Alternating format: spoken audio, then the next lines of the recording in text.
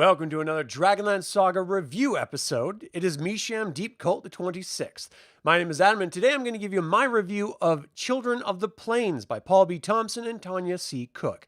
I would like to take a moment and thank the DL Saga members and Patreon patrons and invite you to consider becoming a member or patron. You can even pick up Dragonlance Media or get $10 by signing up to startplaying.games using my affiliate links in the description below. Now, these are my perspective only, so if yours differs, that's okay. Share your thoughts in the live chat, or if you're watching this after the fact, put them in the comments, and we'll have a bit of a back and forth. This is actually a fun novel, and so I think it's good for people to check out. And of course, we always have our own perspectives, and I always like to hear others. So, Justin, what up? Corey, how you doing? Thanks for tuning in, guys. All right. The way this works is I got a pre-written review, and then afterward I'll riff if you have any comments or questions or anything like that, and just talk about the characters or situations or whatever for just a little bit, and we'll get into it. Got a bit of a frog in my throat, too. Pardon. All right, let's get into it. This is such a great opening to a story. Not knowing anything about this novel or trilogy, it's so refreshing to be surprised by the direction the authors are taking us in. It begins with a plainsman hunter. This is early before the expansion of Sylvanicity into the plains in the west, when Sylvanos is defining his territory. It focuses on this hunter named Otto, who is leading his family on the trail for game.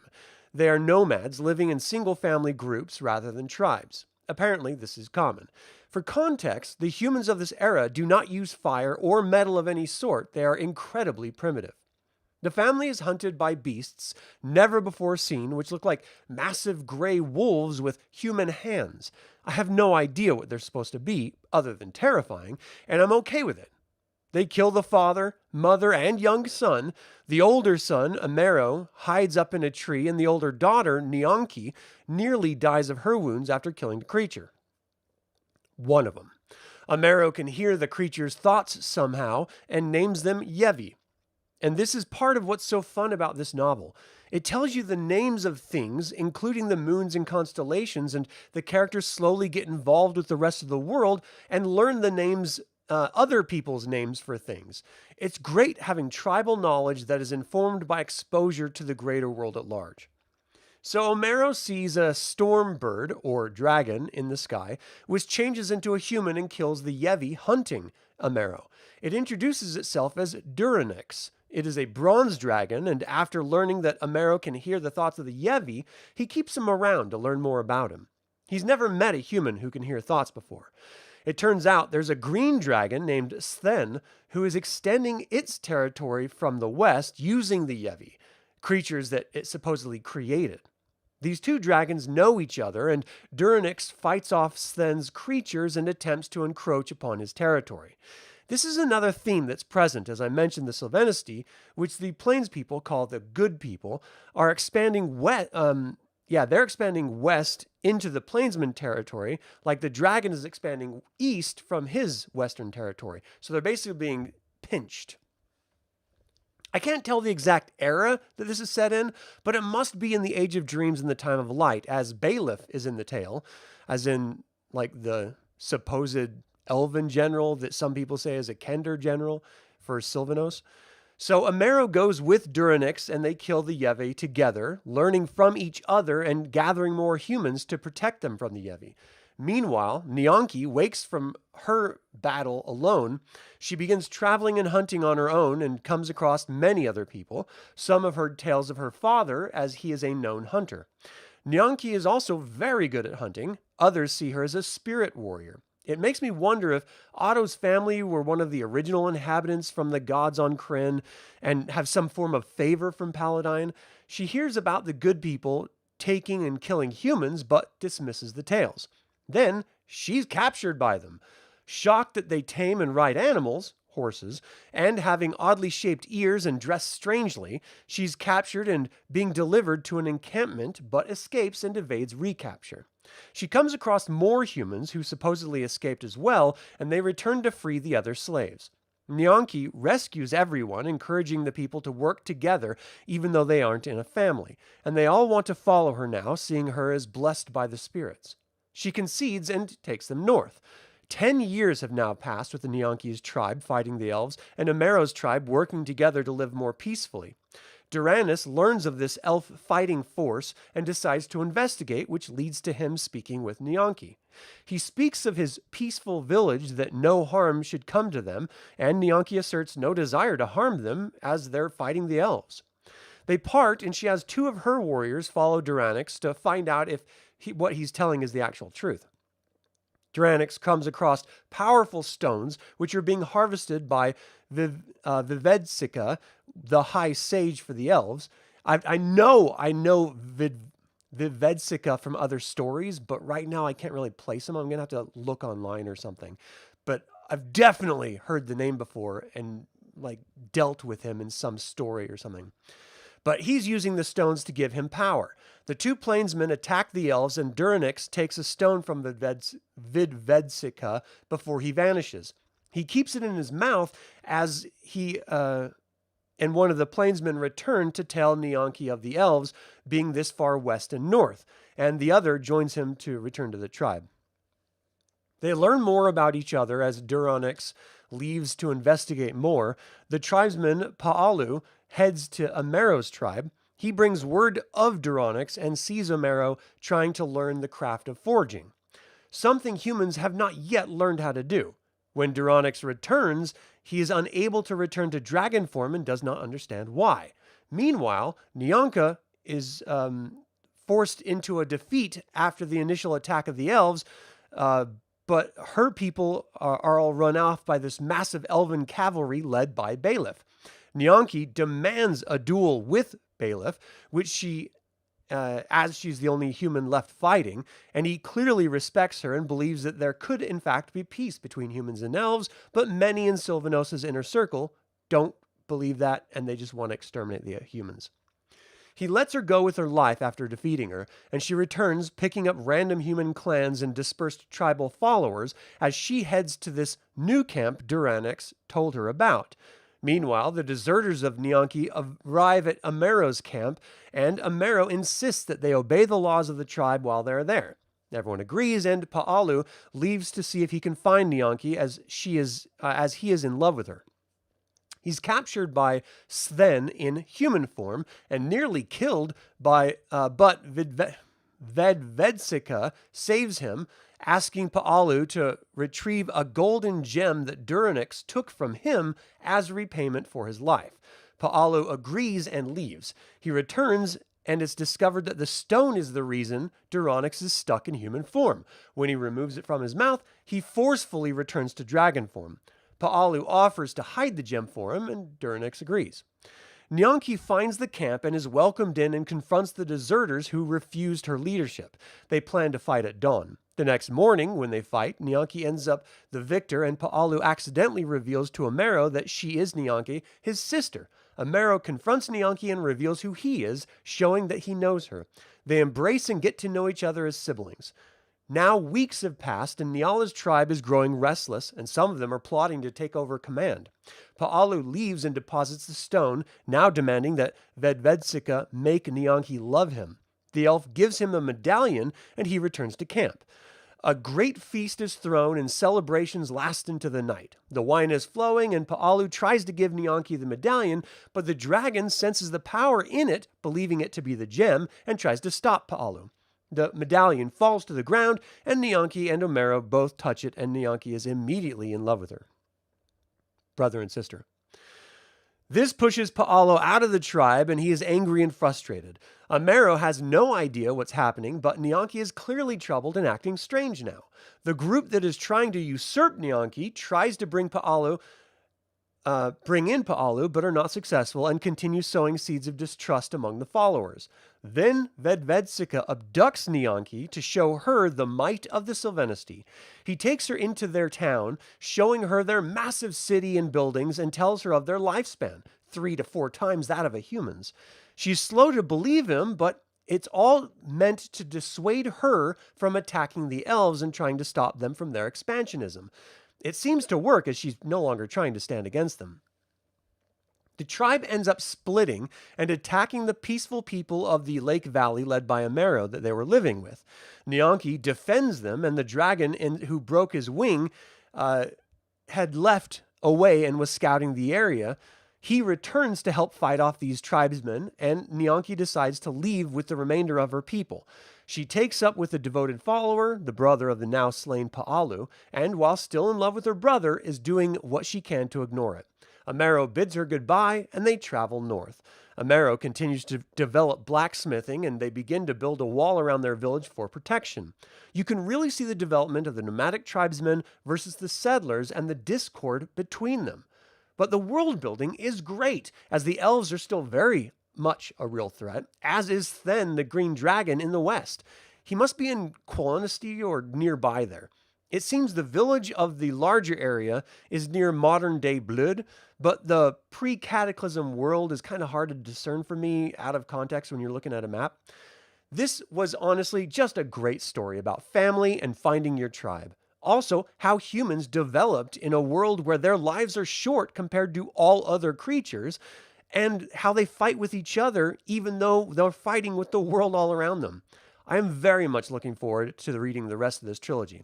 If you are a fan of Dragonlance or its history, you should definitely read this novel. It is great. All right, let's go to the top here and see what you guys are saying.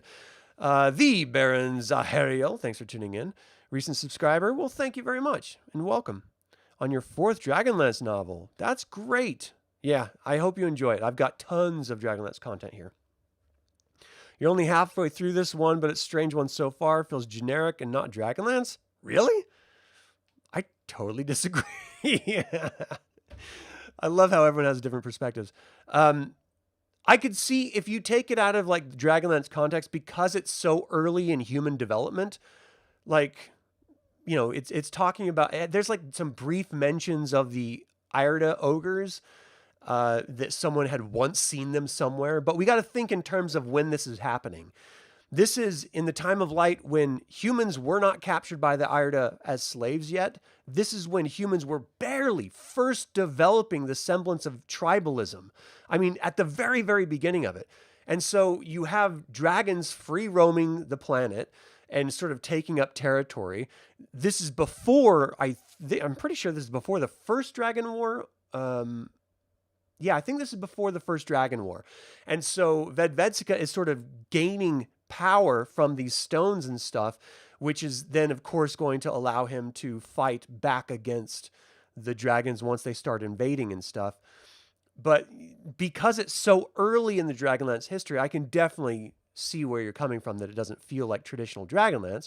But I look at it in the frame of, well, this is clearly Dragonlance. It's just so early on that I'm getting...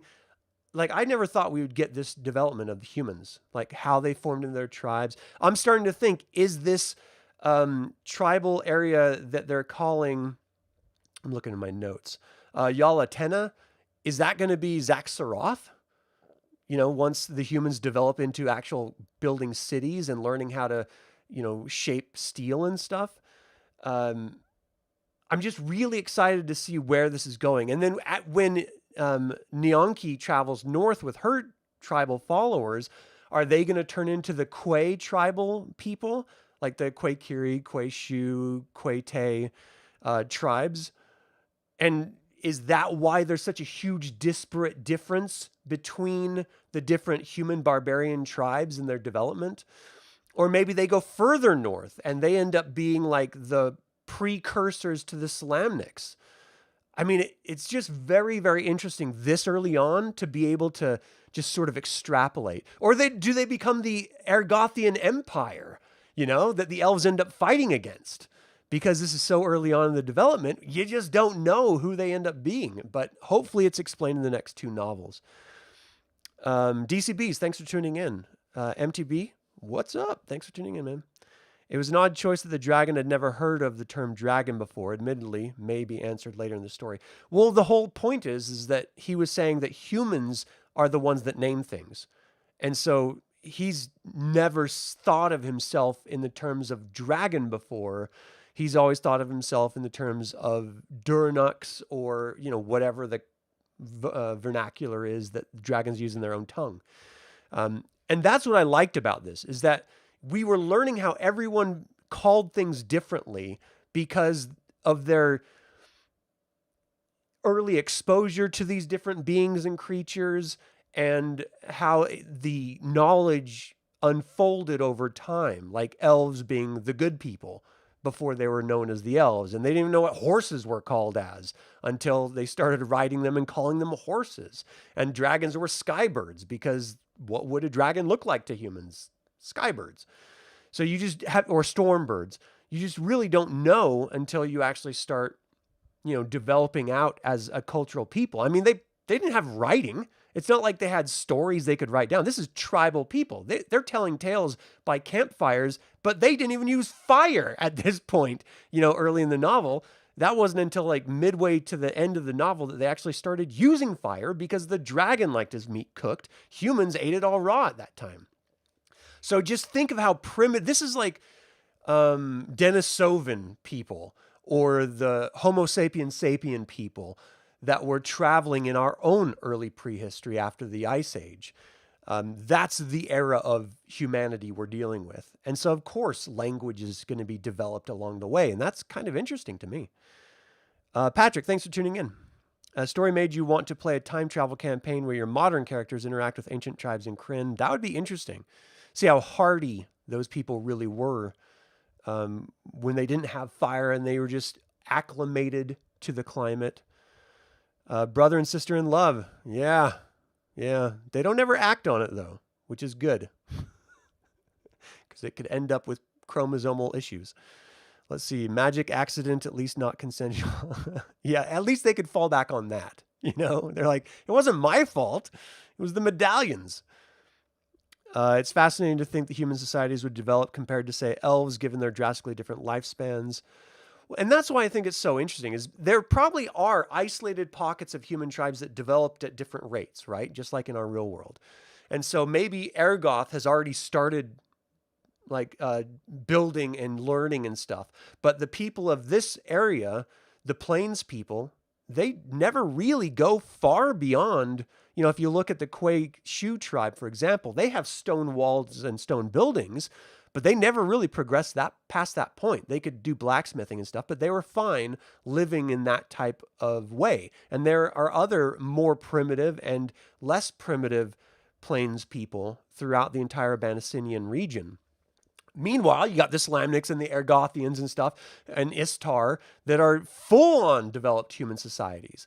So because we don't know exactly when this is taking place and where other cultures have been building, this could very much be just a little pocket of people living in that sort of Plains of Dust, Quillinisty, Sylvanisty, Abanasinia area, and just isolated unto themselves, It's kind of cool, I think. I don't know.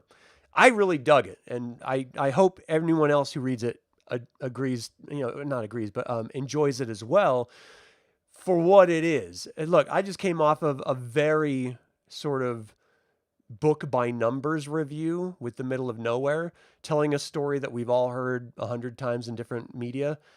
This one we've heard many times as well, but because it's such early development and it involves the use of a dragon and the elves expansionism, and I found it refreshing that it wasn't so paint by numbers, and it's the evolution of a people rather than just defending a town. And so that's why I think I enjoyed it so much. No, it's fine, Chris. Everyone has an opinion. It's all good. Hey, S. Temptington, how you doing? You believe Ergoth already has, because one of the characters, a minor, though you can't remember the name, appears at the midpoint, so is implied. Interesting. Yeah, I never picked up on that. So I wonder if it's explained in the future books or something. In any case, I really enjoyed this one. I thought Durinix was a little bit odd to me, because we're only shown two different dragons at this point. There's Sven and there's Durinix. Bronze dragon and a green dragon. And in this era, we should be having the dragons up in the mountains, sort of protecting their clutches, both in the region in the mountains above where this tribe exists, and over like the Karelites and the Kalkists. Those are the two different mountainous regions where the good and evil dragons exist in this time. And they're not supposed to be mingling with people at this point. I mean, again, I don't know the exact time scale I'm dealing with, and so it's hard to say exactly what state the dragons are in when this was written. But because we're only confronted with two, it really sort of isolates and makes it an intimate story. And it makes you feel like this is just these people's experience in this small little region. And because of that, I give it a lot more leeway than if it's trying to tell a more global scale story. Because then, of course, you're like, well, that's not actually, we should actually have this happening around this time, you know? So it just gives me a little bit more ability to, I don't know, not be so critical, I guess. Pa'alu is a total douchebag. Anyone, look, I get it. If you love someone, then you want to do anything to have them love you too. But I think everyone has to sort of wrap their heads around the idea. If you force someone or trick someone into loving you, they're not really loving you. And is that what you really want? Do you want the physicality of the person more than you want the mind of the person? Because then it's not love, it's just lust. And they're wildly different emotions with completely different ends, right? And so he clearly didn't love her because he wanted to compel Nyanki to be his mate, not have her want to love him on her own terms. And that's why he turned to magic and stuff. And I just think that's such a shit ass way of doing things. If she's not into you, move on. As the saying goes, there's plenty other fish in the sea. You don't have to be so hyper obsessed about one person. There's just a whole world of people that you could, look for love in if that is in fact what you're after in life. It leads to obsession, it leads to horrible behavior, and it's just a wildly toxic trait. And yes, it is very human, and so it's ever present in even our real world, but it always bothers me when I see it, because what it means is you're not actually into that person. You just want to control them and have them obsess over you. And that's not the same thing as being in love. So they're conflating emotions and desires with something entirely different. And it just speaks to ignorance and infantile state of mind, really. So then we get this tease that he's like creating these creatures, the Yevi. We don't know what they are. They never really explains it. We're told that he actually killed Durinex's entire family and loves to torment people. He's thousands of years older than Durinex, and he's been around long before Durinex was around. And so it's interesting thinking how ancient this dragon is, how powerful he is, and yet he doesn't dare face Durinex one-on-one. Is it because he's scared, as Durinex sort of implies or outright says in some cases? Or is it really that he doesn't care to because he enjoys tormenting? And that's why he doesn't show himself. And then Vedvedsika has this power of these stones. Is this a precursor to the dragon stones? Is this just using Huldrafolk ancient power? The sort of wild sorcery of Krynn, as it were. I want to know more about these ancient stones and stuff and structures. And then, of course, the Iota are around in this era.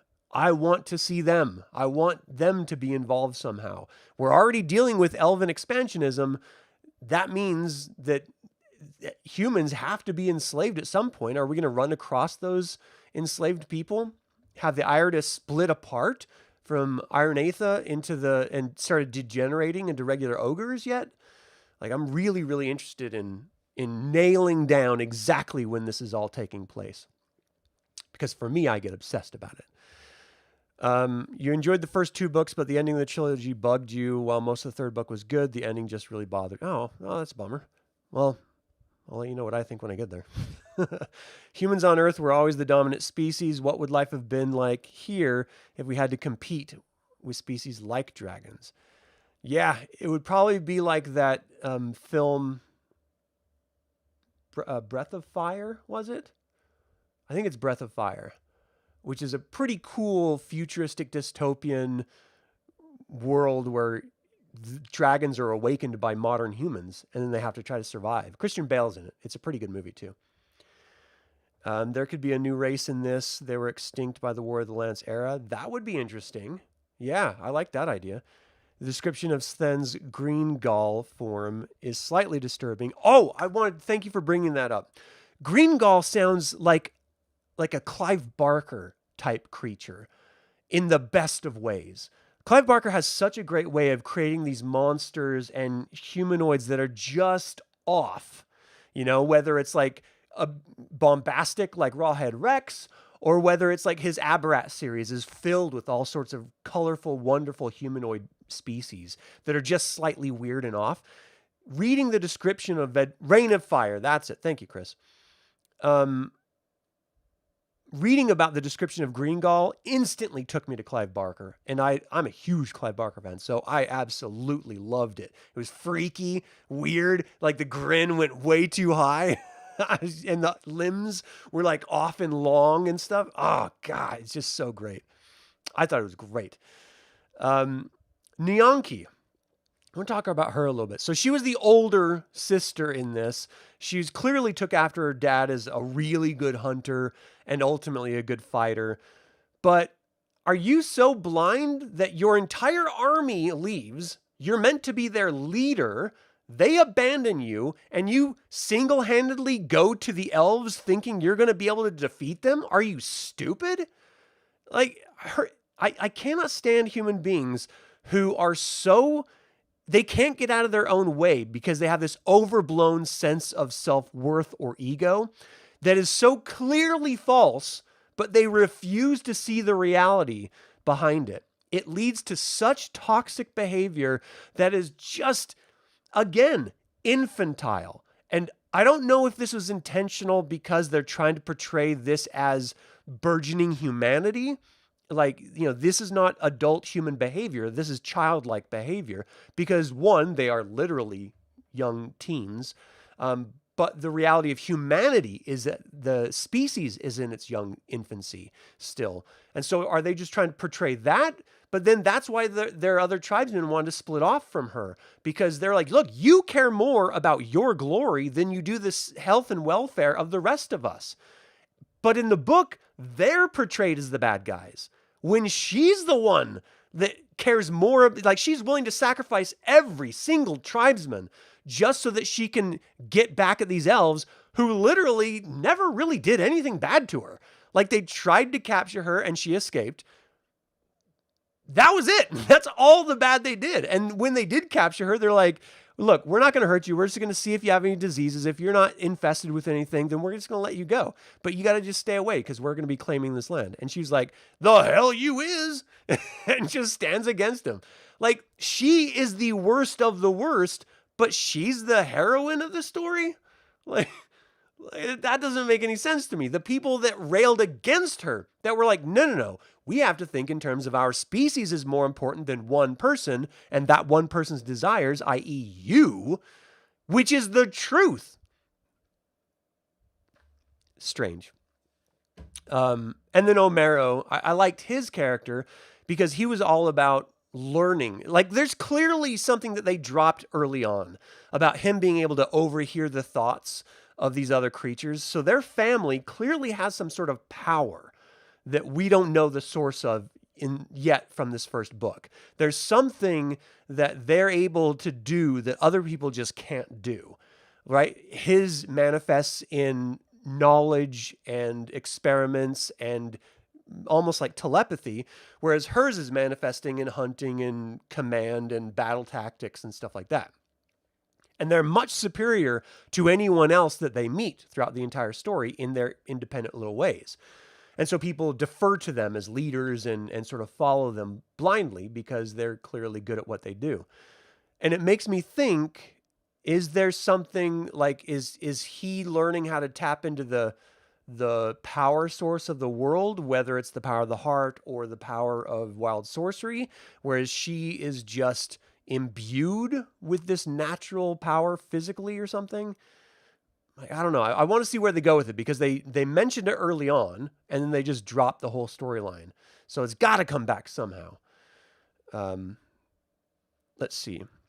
In the trilogy, it's reversed. Dragons seem to be just as durable regardless if their form is shifted. Usually it's the silvers that can bear a human being in human form. Yeah, I mean, it doesn't, there's just no silver in this book. So it's really just this one bronze dragon, and he can change at will. So it doesn't really seem to matter at all. One thing you notice is inconsistency is how they handle the humanoid forms, because in other books, dragons taking on human shape are extremely vulnerable. Yeah, even his mass, like his weight, his density as a dragon is the same when he's in human form. So it's literally just the spell polymorph, where it's a physical appearance, but it's actually still him underneath it.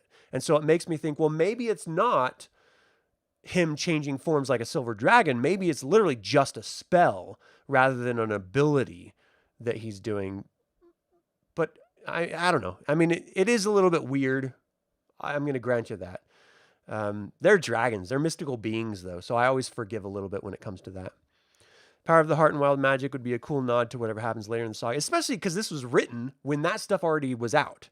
So, like, what I'm doing at this point is trying to, as the books are released, I'll read that trilogy. And then the next book that was released, I'll read that trilogy. And then the next, so on and so forth. And so this has been out since Dawning of a New Age and everything. And I think even War of Souls is out when this was written, or at least it's coming up. So, like, we're in a time when they could easily make that callback and have it still be relevant and connective tissue, as it were, to the greater Dragonlance history. All right. So, that all being said, that's going to do it. I had a great conversation. Thanks, guys, for tuning in during the middle of the day, too. Wow. I'm not the only one. All right, that is it for my review of Children of the Plains by Paul B. Thompson and Tanya C. Cook. What do you think of the humans turning on each other? Do you like how the elves were portrayed? And finally, what do you think Sven has in store for them? Feel free to email me at info@dlsaga.com or leave a comment below. I would like to thank creator patron Aaron Hardy, developer patrons Chris Androu and Sam Ruiz, and all of the YouTube members. I also want to take a moment and remind you to subscribe to the YouTube channel, ring the bell to get notified about upcoming videos, and click the like button. It all goes to help other Dragonlance fans learn about this channel and its content. This channel is all about celebrating the wonderful world of the Dragonlance Saga. I hope you'll join in that celebration. Thank you for watching. This has been Adam with Dragonlance Saga, and until next time, Sláinte mhar.